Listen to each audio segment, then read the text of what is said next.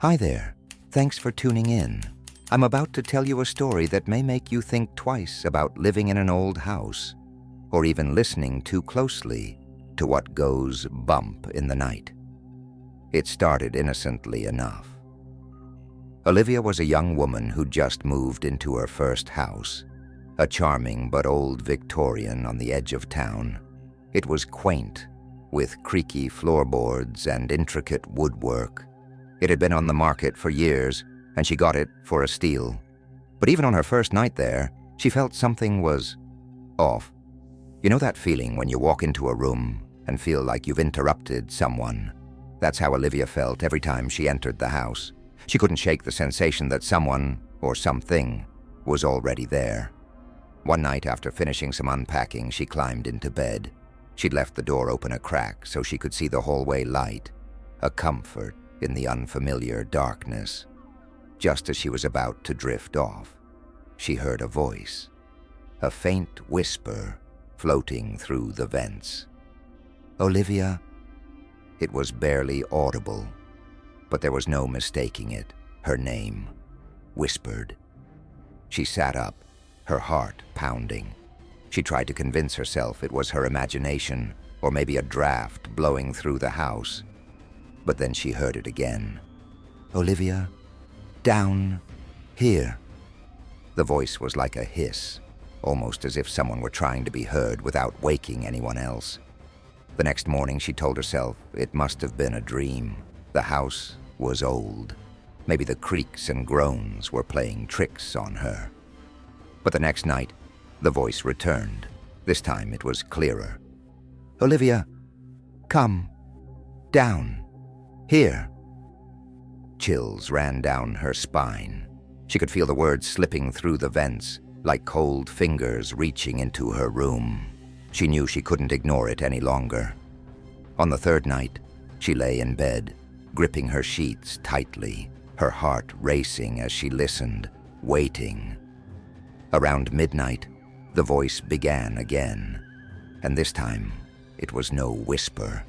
It was a hoarse, urgent call.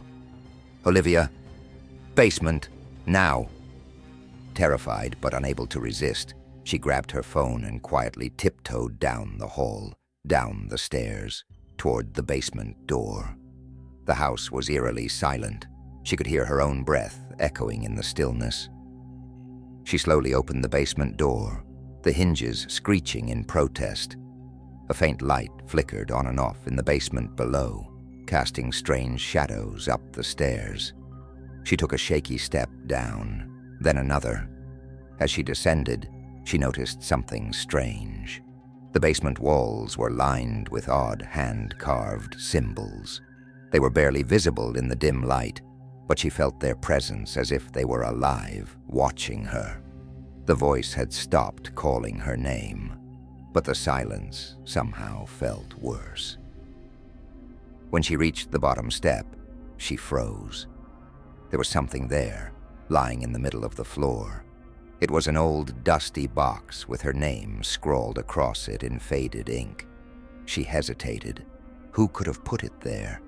She hadn't even known the house had a basement when she bought it, and she certainly hadn't left anything down there. Slowly, her hands shaking, she lifted the lid. Inside was a single yellowed piece of paper, and on it were just 5 words, scribbled hastily in ink that looked fresh. "It's too late. Get out." Just then, she felt a cold breath on the back of her neck, followed by the sound of a soft, rasping chuckle. She spun around, but there was no one there. Suddenly, the basement light flickered out. Darkness swallowed her, and she stumbled back, her heart pounding, struggling to find her way to the stairs. As she ran up, she heard the voice again, clearer and closer than ever. "Olivia, don't leave me." The voice was desperate now, pleading, echoing through the walls as she fumbled her way up the stairs, feeling as though the shadows themselves were reaching for her. She finally slammed the basement door shut and locked it, backing away, her eyes wide with terror. For days after that, she refused to go near the basement. She even covered the vents in her room, hoping to block out the voice, hoping it would be gone. But every night, without fail, she could still hear it.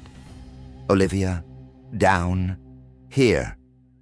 She called a realtor the next day, desperate to leave. But just as she was finalizing the sale, she received a letter. No return address, just her name scrawled in familiar ink. She opened it, her hands trembling, and read the words inside. "You can leave, but it will still find you." She left the house that same day, abandoning it without looking back. But that night, in her new apartment, just as she was falling asleep, she heard a familiar whisper.